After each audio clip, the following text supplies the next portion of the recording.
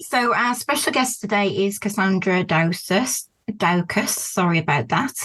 Welcome to the show. That's okay. Thank you so much. Thanks for having me. I'm really excited to be here. You're very welcome. So tell us a little bit about yourself, Cassandra, and how you got started in horror. So I am obviously American. I am in my 40s, heading to 50. So I'm a little older, I think, than it feels like I'm a lot older, a little bit older than some of the people I see online who are also writing, which at first was a little daunting, but actually the community has been really friendly. And I've discovered that I'm not actually the oldest person in the room a lot of the time. So that's great. I don't know why I'm like starting with my age. I guess that's what's on my mind. Let's see.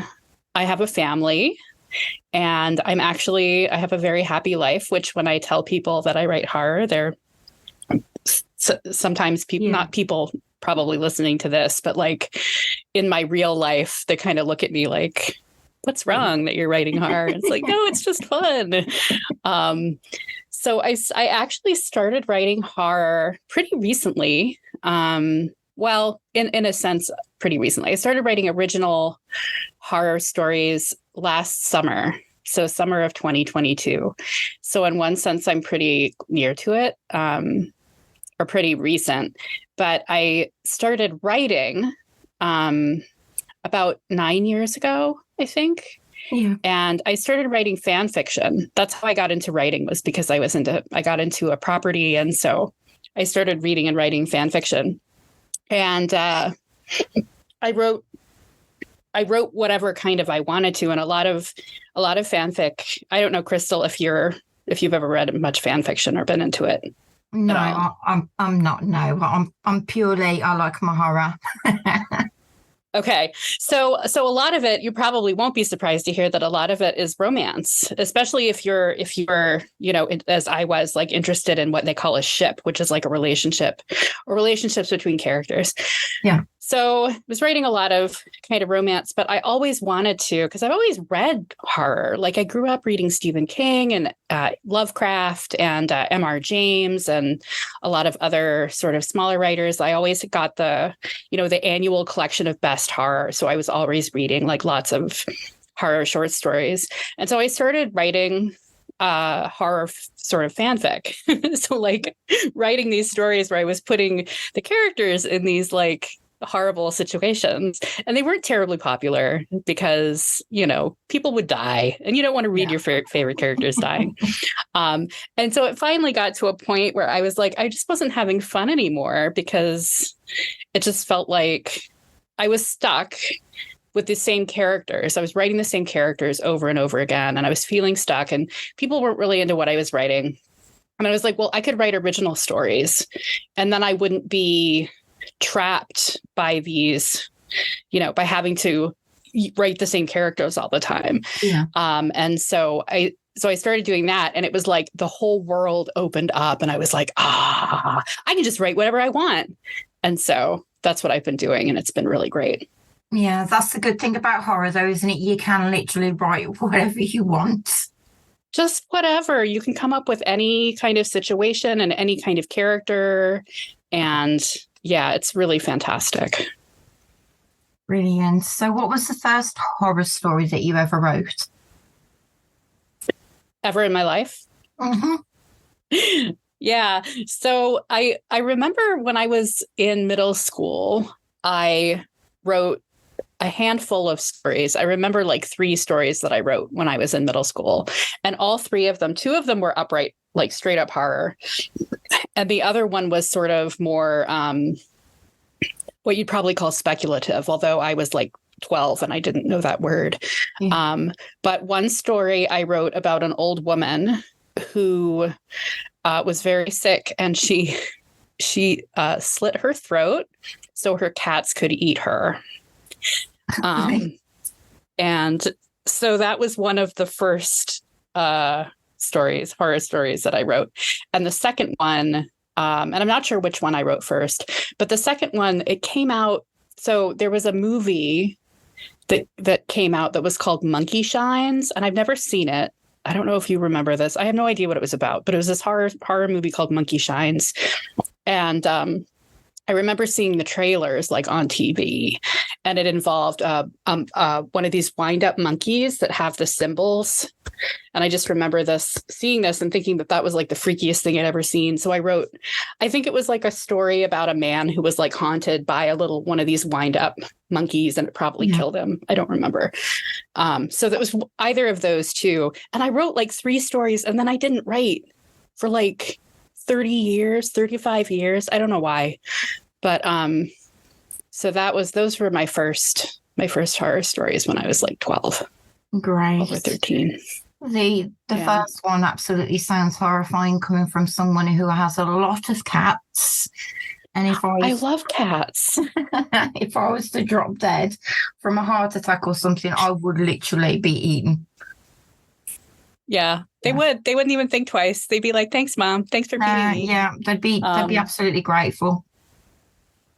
Yeah, I hope that doesn't happen to you, because it would be terrible. But it makes for a good story. Maybe I should bring it out, like try rewriting it sometime, see how it turns out. You had actually thought about bringing those ideas back into now and sort of like expanding on them. Yeah, until just now, I really hadn't. I sort of look on them as like sort of fun memories, but that one in particular, because I have 3 cats. They'd eat me though. Yeah. Just the 3 of them. So I'm going to think about that though, because that might be fun. Yeah, they're very disloyal, aren't they, cats? So yeah, they'll eat anything. Mm-hmm. So yeah. How do you go about getting your ideas? Where do they come from? Where do they come from? Oh gosh, they come from all over. Like, just a lot of them are just sort of things that pop into my head. And I actually maintain on Google Docs, I have a document that I call my idea document, and I'm constantly dropping things in there. Sometimes I'll be just sitting there and like an idea will pop into my head, but usually I'll see something, or be reading something, and I don't even know how to explain it. It just like flips. It'll just be like, oh, or, this. Like I have a story. One of my first published horror stories actually is a short story called Teething. It's very short. It's actually it's like 600 words, so like really short. Yeah. And it was published in Little Bursts of Body Horror, Little Bursts of Body Horror, which was a Ruth Anna Evans edited that.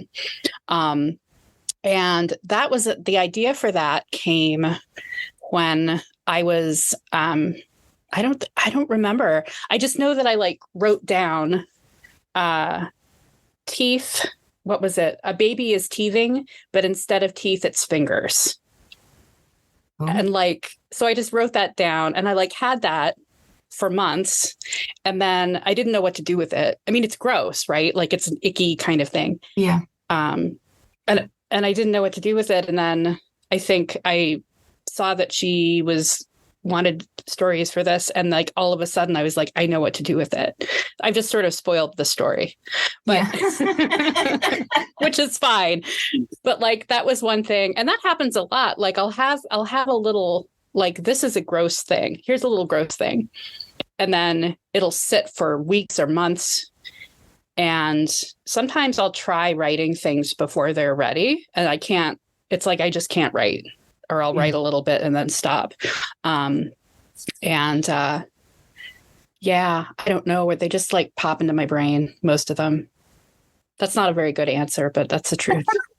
No, it's the best answer there is. There isn't there really. I mean, a lot of authors say the same thing, that they'll be doing everyday things and they'll just suddenly get an idea.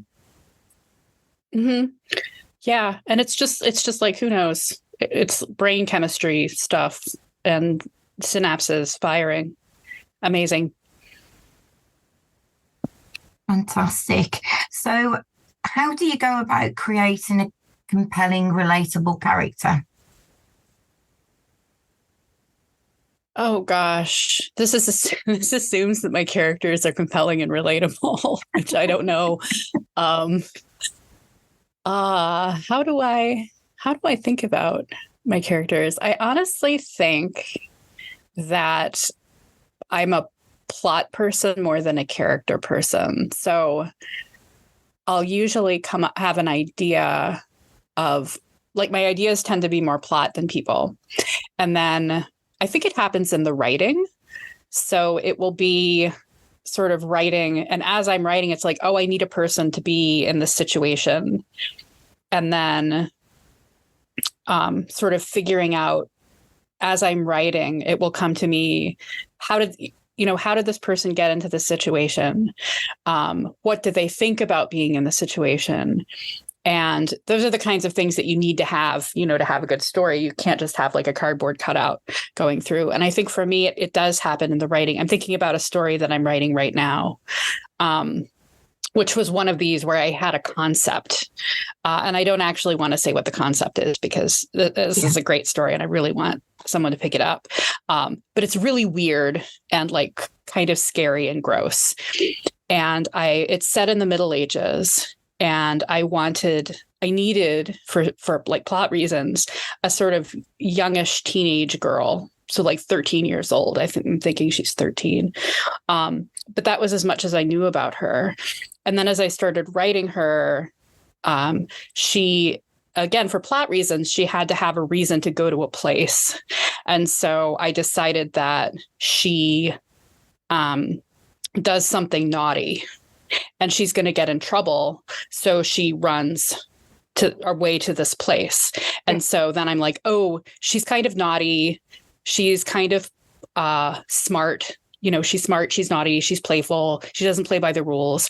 And that sort of helped a lot in sort of getting her character together. And then as I was writing more of her, because it's all from her point of view, I was able to sort of but when I started writing, I had no idea what she was like. So do you ever base any of like your stories or the characters off your own experiences or fears? Yes. Let's see, experiences or fears. I don't think I've ever had a story that I really based on an experience I have. I have lived such a boring life. I've never seen a ghost. I've never been in a car wreck. My life has been very easy. So all of all this stuff is mostly like made up. But what I take inspiration from is actually people I've known, and especially dynamics that I've written. And I have a story coming out next year called The Horror at Foxglove Farm, which is actually going to be in Dark Blooms, which is another Ruth Anna Evans edited anthology that she's putting together. But The Horror at Foxglove Farm is actually a story that is based on a story that I wrote about 10 years ago. So I lied. I wrote one other story between the time I was 12 and now, and it was the story that this is based on. And the character, it's about 4 children who go with their mother to spend the summer at a farm.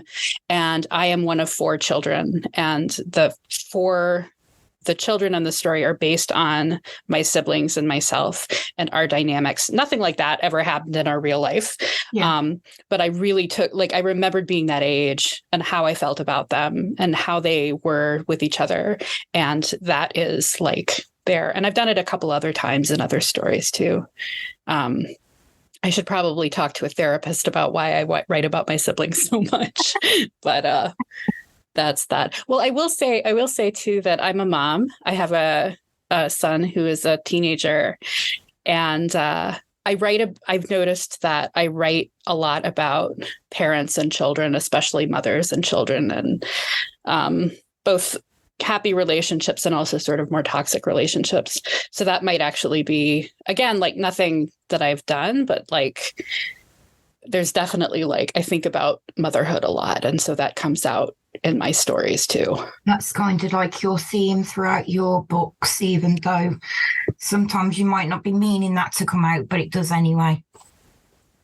Yeah. I'm looking at the first couple of publications that I had were were like mother stories. And yeah, it's actually really weird now that I'm looking at it. I write about that a lot.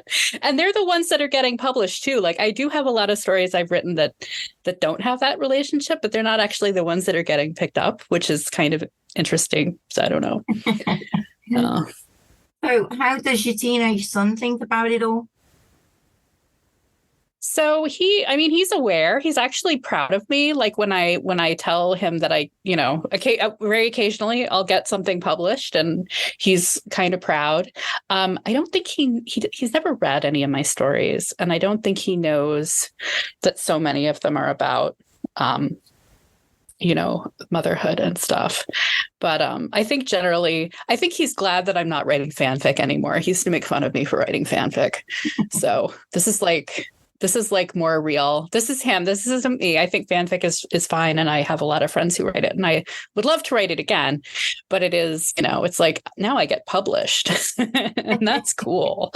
I think he likes that. Yeah. Yeah. Mine won't even pick mine up because they're too disgusting for them, apparently. So. Oh no. I don't write very disgusting stuff. There's not a lot I write that I wouldn't let him read, actually. There is some stuff that I write that I wouldn't want him reading, but yeah, that's funny. So what's the hardest thing that you find writing in horror? The hardest thing. I am not very good at writing stuff that's actually scary. And I know a lot of people who read horror like want to be frightened. And I find that difficult. I don't know. I think I write things that are uncomfortable, and I'm good at that. And I can write things that are kind of weird.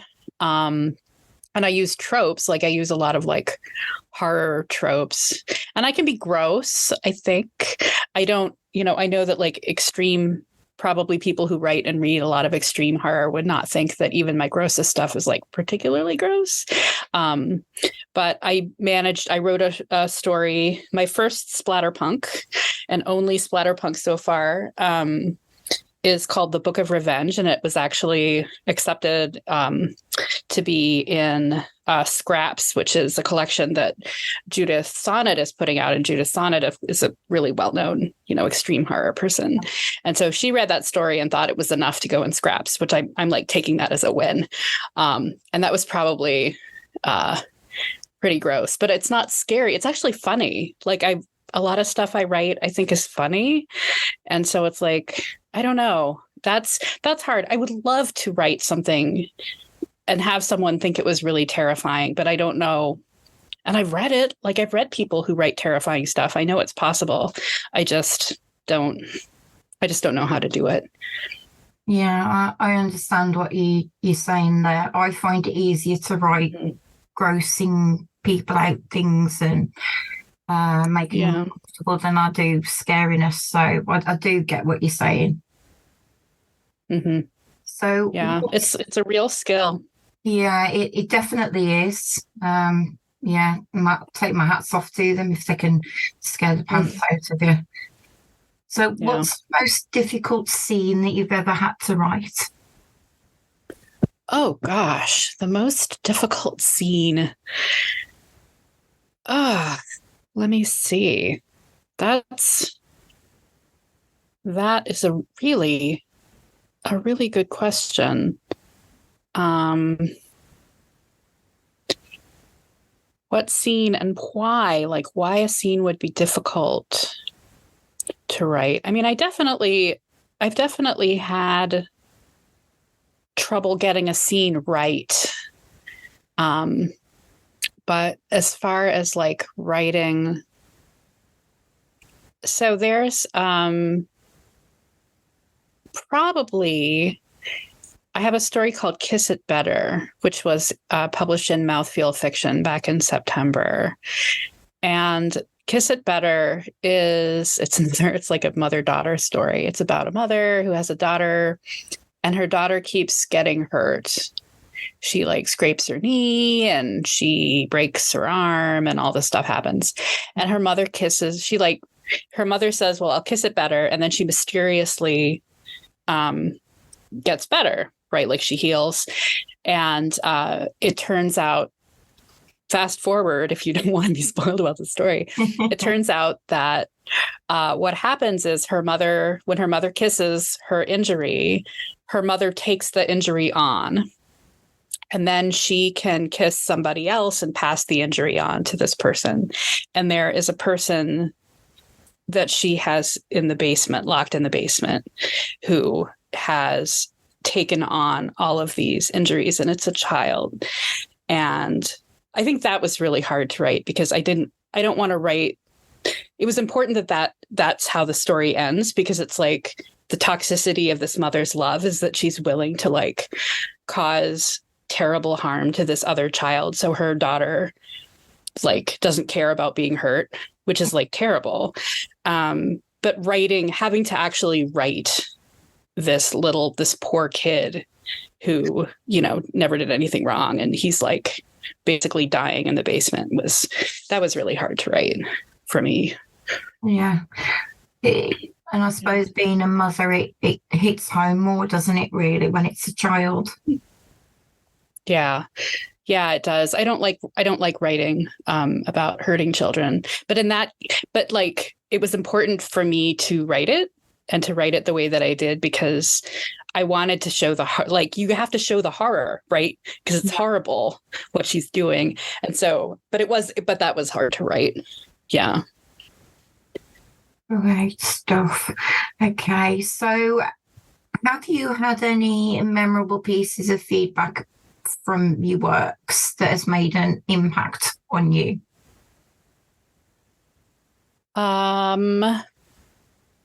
So the first one that comes to mind immediately is the acceptance letter that I got from Judith Sonnet when she accepted my story for Scraps, because it was my first attempt at splatterpunk. I didn't know Judith. I followed her on Facebook, but I never interacted with her.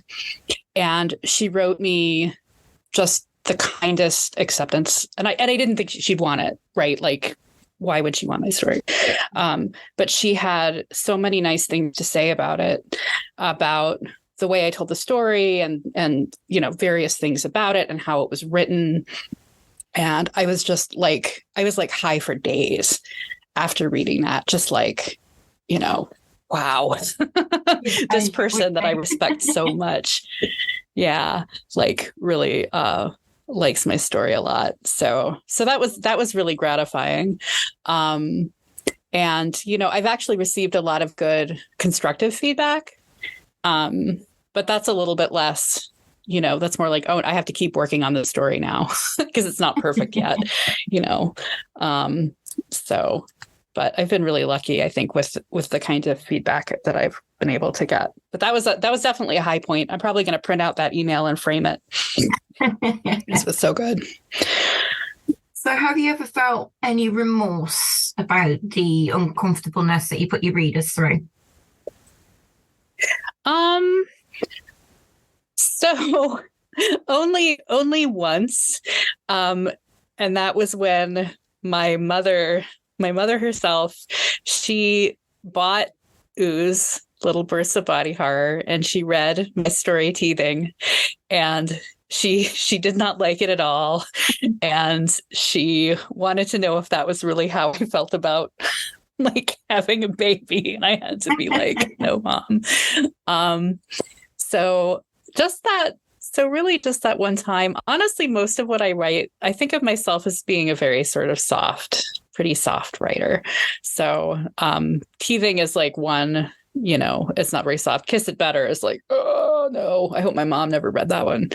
But I think mostly when most people read my stories, it's probably not going to make them like hugely uncomfortable. It's, not too bad. Maybe the story for Scraps will make more people uncomfortable. I don't know. So with writing horror, do you ever have any moments of like self-reflection with your horror? Self-reflection. What do you mean self-reflection? Like, do you Like, sort of like use it as kind of like a therapy or a way of dealing with things? mm-hmm. Yeah, I think the stories that I write about parents and children is probably, I don't examine it too closely, but that's probably the closest that I get. I honestly, I could probably use a good therapist because I feel like there's a lot that I like don't about my life that I don't examine. I mean, I definitely have things that I'm afraid of.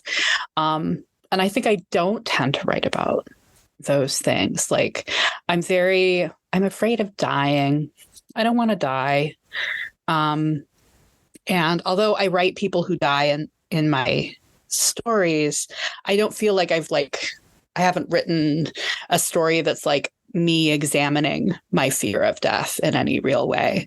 My writing tends to be more, what's a word?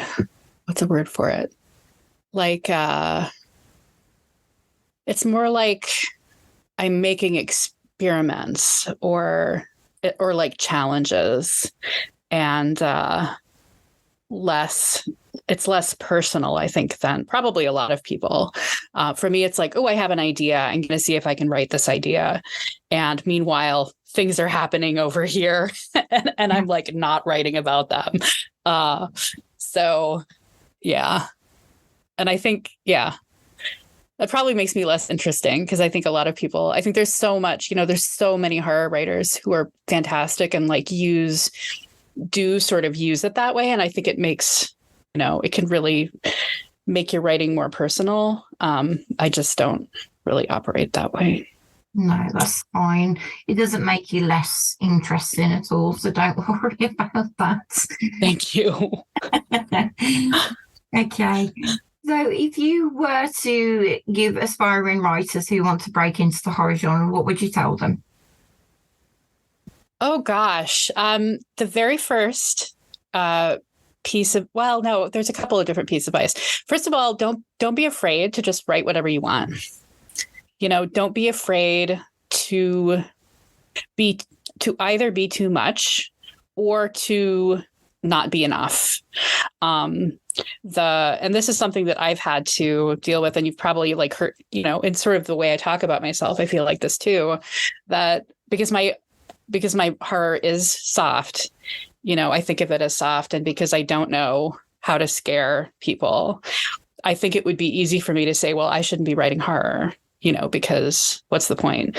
Instead, what I've been trying to do is like look at what I do want to write, what do I want to get across, and write that, and just write it. Yeah. And what I'm finding is that, people will read it and people will like it and it will get published, even though it's not what I think other people are writing.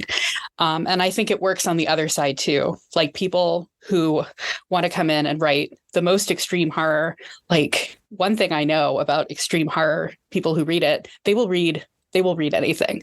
So like, do not be afraid of like, go doing your thing and, writing it. There's even, I'm pretty new to the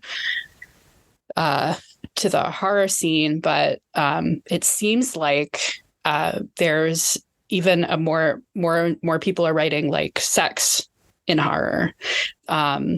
There's a new magazine that I saw called Cult of Erotica, so that's becoming a thing. And there's Hedon, I think it's called Hedon Books, is another like sex and horror thing. So even if you want to write sexy stuff, there are people who are wanting to read it and write it. So that's my one piece of advice, is that. And the second one is don't be afraid of rejection.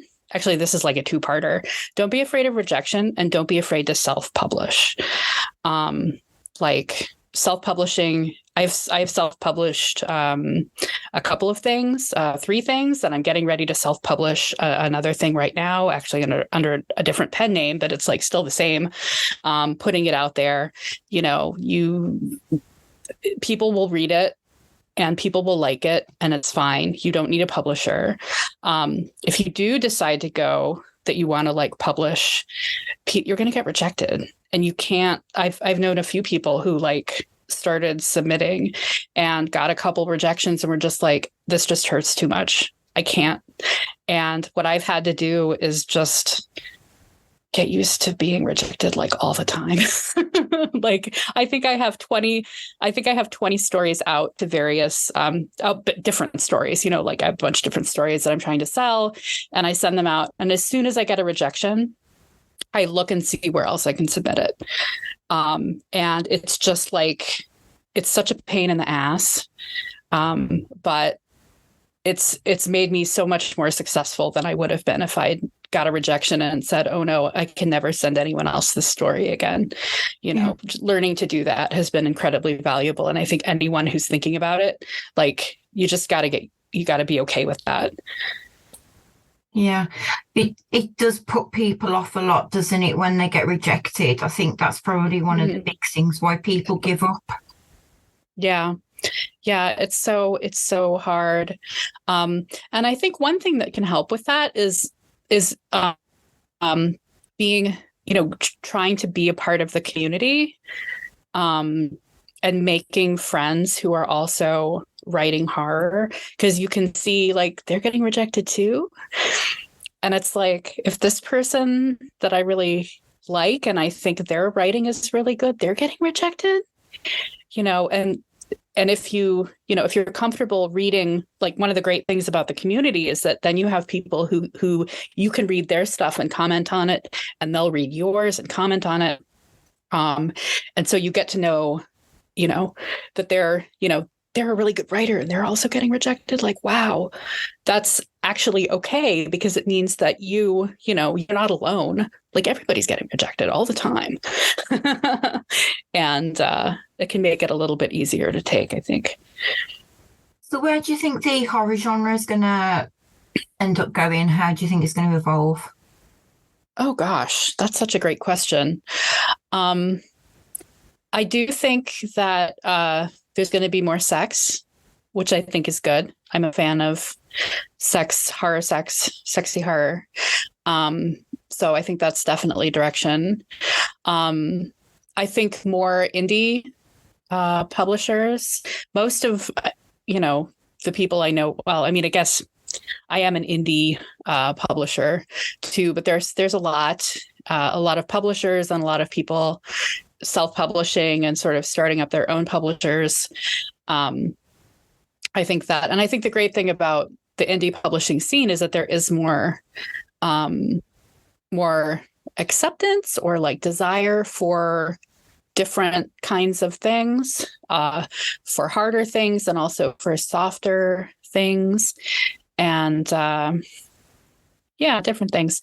I do think also extreme, and maybe it's just that I'm sort of on the edge of extreme horror. I'm really interested in extreme horror, even though I don't consider myself an extreme horror writer, and I'm kind of a baby, so I don't read a lot of it.